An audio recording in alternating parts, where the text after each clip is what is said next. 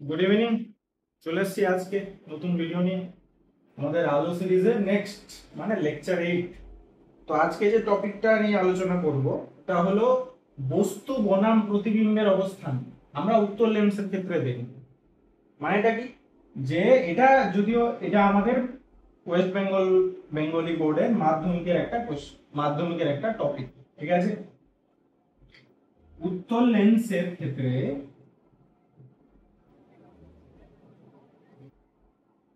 এর অনেকগুলো পজিশন আছে আমরা জানি।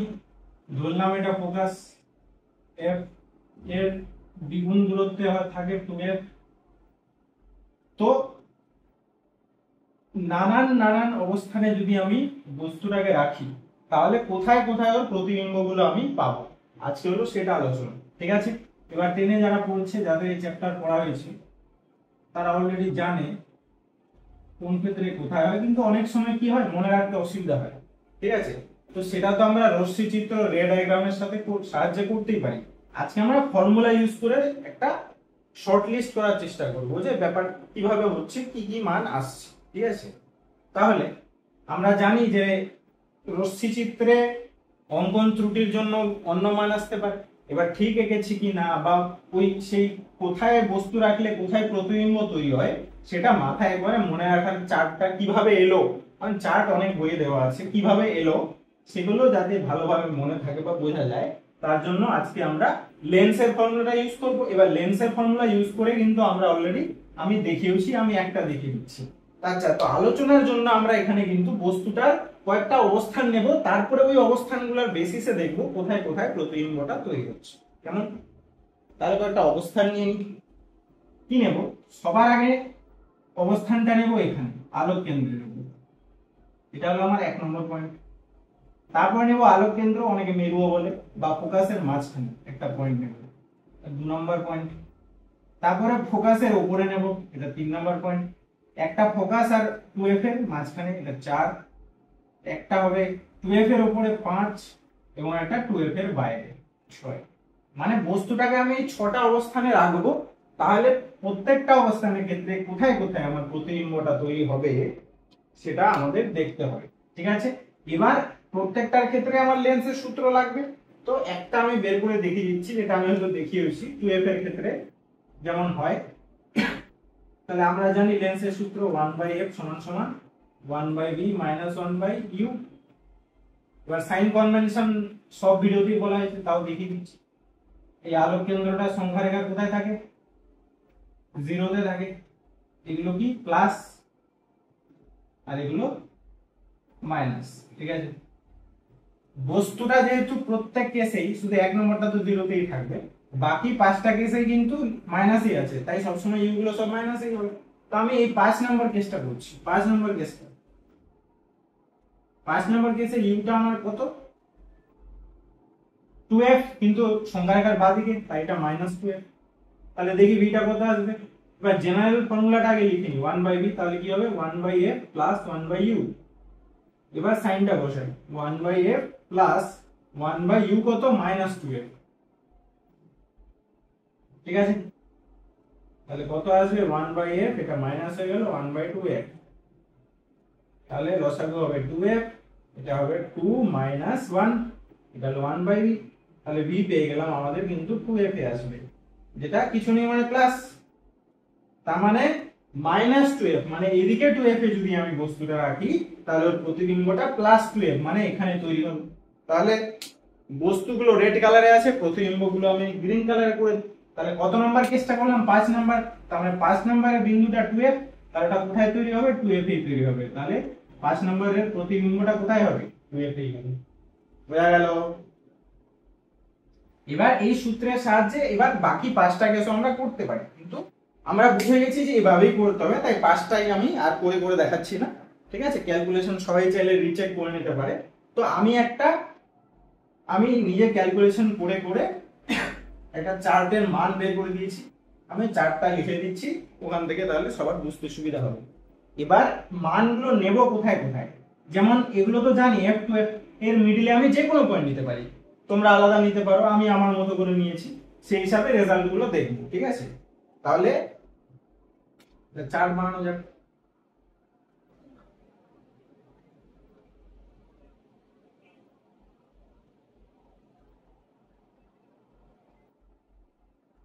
একটা লিখছি বস্তু, ঠিক আছে, বস্তু মানে বস্তুর অবস্থান এটা। তাহলে ওর ইউটা কত হবে, ওর ভিটা কত আসবে, আর প্রতিবিম্বটার অবস্থান কত হবে। ঠিক আছে, এই দুটো বস্তু প্রতিবিম্ব এগুলো অবস্থান বলবে।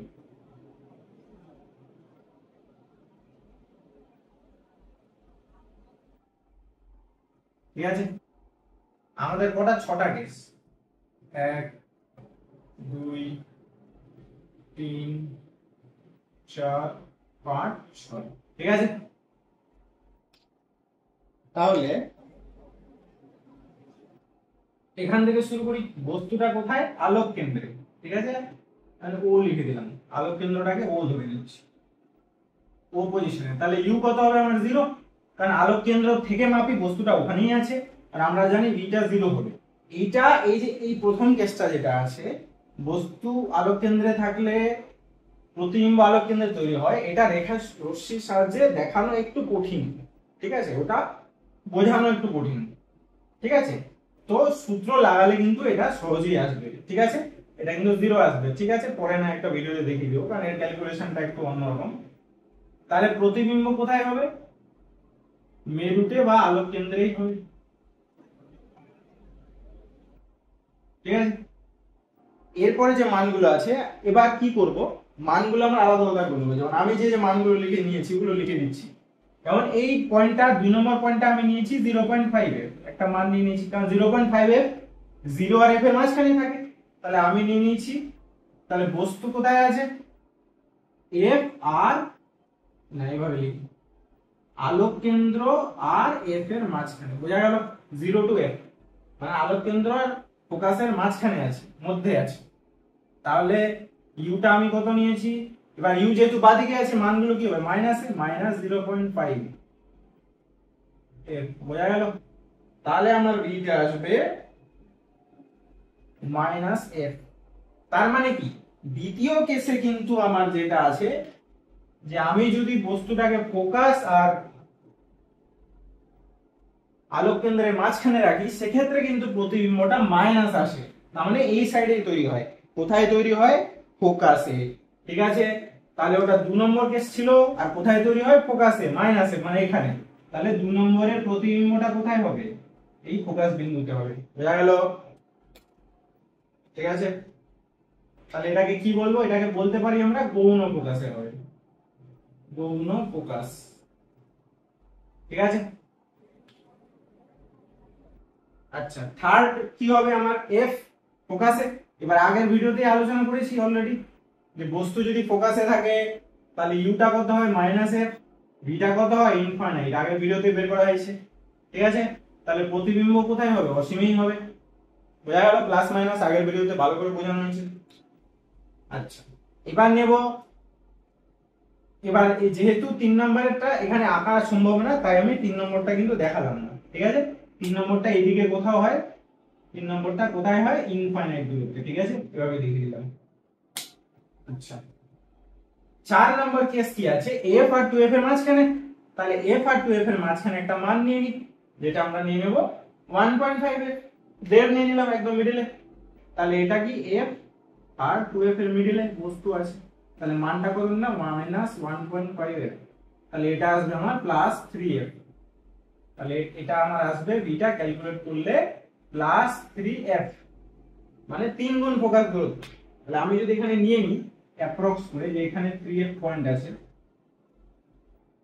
এটা f 2f 3f। ঠিক আছে, তাহলে এই কত নাম্বার, এটা 4 নম্বরের আমার প্রতিবিম্বটা আসবে এখানে।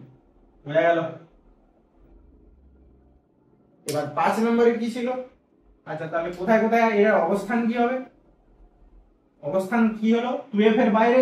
তাহলে লিখে দিচ্ছি গ্রেটার দ্যান 2f, মানে 2f এর বাইরে চলে গেল প্রতিবিম্বটা, +2f মানে ডান দিকে। ঠিক আছে, গ্রেটার দ্যান 2f, বাইরে চলে গেল। 5 নাম্বার কেস 2f, এটা আমরা করেছি অলরেডি, করলাম। 2f হলে এটা কত হয়, -2f।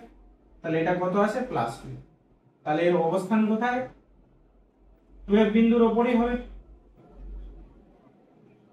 বোঝা গেল, এর অবস্থান হবে 2f বিন্দুর উপরেই, বা ফোকাসের দ্বিগুণ দৈর্ঘ্যে, একই ব্যাপার। ঠিক আছে, এবার যেটা 6th পয়েন্ট, ওটা আমরা 2f এর বাইরে নিয়েছি। তাহলে 6 পয়েন্টার আমরা মান নিয়ে নিলাম সাপোজ 4 এর দূরত্ব, ঠিক আছে। 6 এরটা হলো 4 এর, ঠিক আছে। এখানে যদিও 6 টা আমি জাস্ট বাইরে লিখেছি, এটা কিন্তু 4 এর ধরে নিলাম। তাহলে 4 এর হলে কত হবে? এটা -4 এর হবে, কারণ এটাতে অ্যাকচুয়ালি নেগেটিভে আছে সংখ্যা রেখা থেকে। তাহলে এটার আমার অ্যানসার আসবে +1.33 f। এবার 1.33 কার মাঝখানে থাকে? 1 আর 2 এর মাঝখানে। তার মানে f আর 2f এর মিডলে এখানে কোথাও আসবে 1.3, যেহেতু একটু পেছনে থাকবে লেফট সাইডে, তাহলে 1.33 f এ আসবে। তাহলে 6 নম্বর পজিশনের প্রতিবিম্বটা কোথায় আসবে? আমার এখানে। হয়ে গেল। তাহলে কার কার মাঝখানে আসবে? f আর 2f এর মাঝখানে, f ও 2f এর মধ্যে। তাহলে এটা কি হবে? f আর 2f এর মধ্যে আসবে। বোঝা গেল? তাহলে চারটা বোঝা গেল কিরকম হবে, ঠিক আছে। তাহলে এই চারটা কারো যদি মনে থাকে, যদি এই মানগুলো মনে রাখার দরকার নেই, আমাদেরকে মনে রাখতে হবে এই দুটো টেবিল। বস্তু যদি আলোক কেন্দ্রে থাকে তাহলে প্রতিবিম্ব আলোক কেন্দ্রেই থাকবে। বস্তু যদি আলোক কেন্দ্র ফোকাসের মাঝখানে থাকে তাহলে আমার প্রতিবিম্ব গৌণ ফোকাস মানে বাঁদিকেই হবে। এই ক্ষেত্রে স্পেসিফিক যেহেতু আমি লিখে দিয়েছি 0.5f, সেই ক্ষেত্রে কিন্তু গৌণ ফোকাস এসেছে, ঠিক আছে। আমরা সব সময় বলবো না যে গৌণ ফোকাসই হবে, মোটা কথাটা বাঁদিকে হবে, মাইনাসে আসবে, ঠিক আছে। তাহলে বস্তু যদি ফোকাসে হয় তাহলে প্রতিবিম্ব ইনফাইনাইটে হয়। বস্তু যদি f আর 2f এর মাঝখানে থাকে তাহলে প্রতিবিম্ব 2f এর বাইরে চলে যায়। আর বস্তু যদি 2f এ থাকে তাহলে প্রতিবিম্ব 2f এই তৈরি হয়, আমি লেফট রাইট ধরে বলছি। আর বস্তু যদি 2f এর বাইরে থাকে তখনও ভেতরে চলে আসে, f 2f এর মাঝখানে থেকে আসে। বোঝা গেল? তাহলে এই চারটে, এই দুইটা রো যদি মাথায় গেঁথে যায় তাহলে কি হবে? আমার ধরা গেল যে মাধ্যমিকে কোনো একটা পার্টিকুলার ছবি আসলো, তাহলে আমি যে ছবিটা ঠিক আঁকছি কিনা, কারণ আমি তো আঁকবো সেই রশ্মি চিত্র দিই। এবার সাপোজ 2f এরটা দিল আমাকে, এবার আমি লেন্স আঁকলাম, এটা f, এটা 2f ডিসটেন্স নিলাম। এবার আমি কোনো কারণে বস্তুটা এঁকেছি, একটু আমার ভুল ত্রুটি হয়ে গেল, এদিকে f, এটা f দিয়ে গেল। এবার এটা তো আলোক কেন্দ্র দিয়ে যাবে, আমি একটু আমার এই জায়গাটা এখানে ক্রস করলো, দেখা গেল 2f টা আমার এখানে, 2f পয়েন্টটা এখানে। তাহলে আমি দেখলাম প্রতিবিম্বটা আমার এই জায়গায় আসছে, কিন্তু এবার আমি যেহেতু জানি এটা 2f পয়েন্ট, ঠিক আছে। এবার আমি যেহেতু জানি, আমার যদি মাথায় থাকে যে 2f এ বস্তু হলে তো 2f এ হবে, তার মানে এটা তো 2f এর আগে এসেছে, তার মানে কি আমার ছবিটার মধ্যে ত্রুটি আছে। সেই জন্যই এটা আগের থেকে এই দুটো রই, এটা না, এটা জাস্ট উদাহরণ দিয়ে মান দিয়ে বোঝালাম, লেন্সের সূত্র দিয়ে সব বেরোলো। এই দুটো রো যদি মাথায় থাকে তাহলে ত্রুটি হলে কিন্তু ধরে নেওয়া যাবে। বোঝা গেল? এটাই হলো সুবিধা, ঠিক আছে। তাহলে আশা করি আজকে এই জিনিসটা বোঝা গেছে, এটা মাধ্যমিকের খুবই ইম্পর্টেন্ট একটা টপিক, ঠিক আছে। আজকে তাহলে প্রতিবিম্বের অবস্থান নিয়ে আলোচনা করলাম। নেক্সট ভিডিওতে আমরা প্রতিবিম্বগুলোর প্রকৃতি নিয়ে আলোচনা করব, আকার উচ্চতা আমরা বিবর্ধনের সূত্রের মাধ্যমে, ঠিক আছে। ঠিক আছে, তাহলে আজকের জন্য এতটাই থাক, ঠিক আছে। দেখা হচ্ছে পরের ভিডিওতে। Good night.